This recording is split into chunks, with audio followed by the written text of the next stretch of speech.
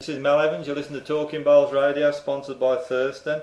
Still to come tonight, Wayne Curran will be joining us, Glyn Cookston, Graham Hickey, all coming on later in the programme. This year in the shows that we're doing, we're going to be featuring a new feature really, a Where Are They Now type feature. And tonight we're speaking to one of those people who is currently not involved in the game. Peter Vine is one of the finest players ever to come out of the Midlands, and he's currently taking a break from the game, and I'm delighted to welcome him to the show tonight. Good evening, Pete. How's your retirement going? All right. I'm enjoying myself, shall I say. Most of my time now is taken up with my son, one of my sons, who's car racing. So we prepare the car, and we're off most weekends, here, there, and everywhere. Yeah. And how long has it been now? Been out 3 years since you've been out? It's been, I think it's getting on for 4, actually. Yeah. I know I played at Chancellor a couple of times, but officially I wasn't playing, if you know what I mean. You was in retirement? I was in retirement, but I was coming in and going out again.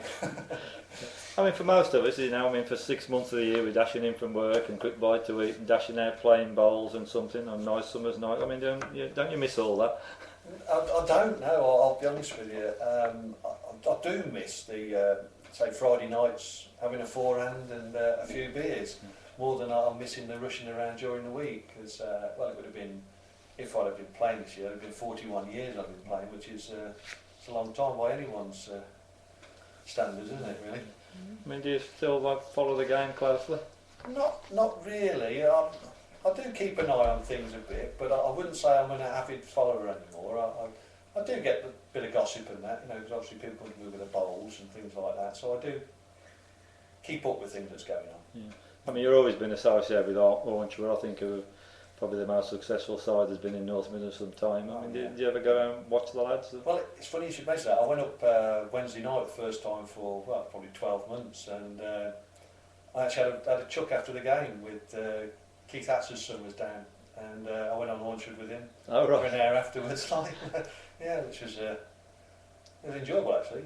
Just having a chuck. Somebody's put on the screen here, you don't retire from bowls, you take a sabbatical. Well, yeah, maybe. Yeah, whether I'll play again, I don't know. I never say never, but who knows? I might get out of bed tomorrow and think I want to play. Because there's nothing. Well, not that I know of anyway. There's nothing wrong with me. My knees haven't gone, my back's not gone, and my head's not gone. I don't think so. And you're still left-handed? Still left-handed, yeah, but right-handed at golf or cricket or whatever.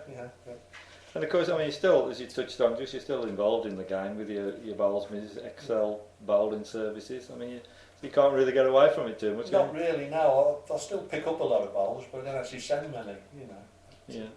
There's a question on here come up from Jamie Dunn, I think it is, saying, is it right Pete's joining Newdigate soon? Well, I've had plenty of offers since I haven't been playing. Every week I think I've had offers from, most of the clubs in North Midlands, I think, and Warwick and Worcester, and even Staffordshire, Yeah, but the transfer window's shut at the minute. It's shut at the moment. Yeah, yes, so you can't do it. Yeah. I mean, looking back on your career, like the bowls, I mean, when did you take up the game? How did you come into the sport? Mainly through my father. He played at Bell Green, which was like a local working men's club, and I started there. I actually played in the league when I was 9, which was like very rare in them days. But Dave Badette's dad also played there, and Dave Badette and I sort of both started at Bell Green.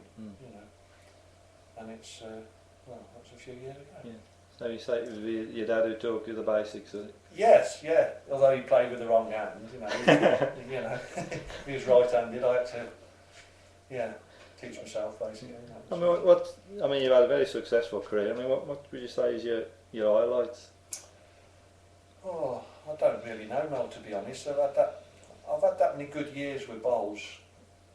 Not necessarily winning, just playing in competitions. But there's been so many happy memories that to say one thing that particularly, I couldn't honestly say one thing that really. What event give you the most pleasure in winning?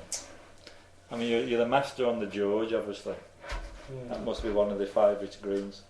Yeah, well, yeah. I mean, I've won most of them a few times. I mean, there's Ansels, when Ansels is, I think I won that 3 times as well, and there's Newdy 3 times. There's lots of competitions I won lots of times, but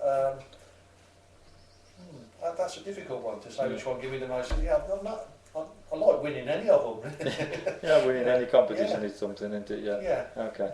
Yeah, looking back, I mean, you've obviously played all the top players. I mean, who do you sort of most sort of admire in the sport? Well, I've played, like you say, most of the top players, and I still think Brian Duncan was one of the best players that I've come across. You know, as on and off the green. I mean, I got on really well with Brian. You know, I would say for what he achieved, he would have to be the best. Whether he would have achieved that if he lived in the Midlands, I think Brian would be the first one to say, I don't think so, you know, because the travelling, it does take its toll. Yeah, that's right, yeah. But I think I've asked that question to one or two, and Brian's name always crops up. Yeah. Okay, we'll look the other way. The current crop of the top players, that, I mean, the Graham Wilsons and Gary Ellises. Yeah. I mean, well, I haven't seen that much of Gary Ellis or obviously I've come across Graham a few times, and I think it's difficult for him really at the moment, because I suppose he's always been compared to Duncan, and he can only win what he can win, and he can only play against the people that are about, and I don't think, I mean, I'll stand corrected, but I don't think the standard's as good now as it was, say, 10, 15 years ago.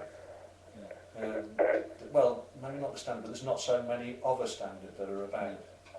You know, one time you'd have a 32 in a field and 30 could win it. Now you're probably talking half a dozen. I don't mean that in a disrespectful way to people, but you know, it's just how I see it at the moment. And there's not so many top events for the players to go for. There's not, no. I mean, one of the reasons that I used to travel was the Bass Masters, and you'd try and enter all the competitions that were Bass Masters qualifiers, you know, because that was the thing to play in the Bass Masters, which I was fortunate enough to do a couple of times.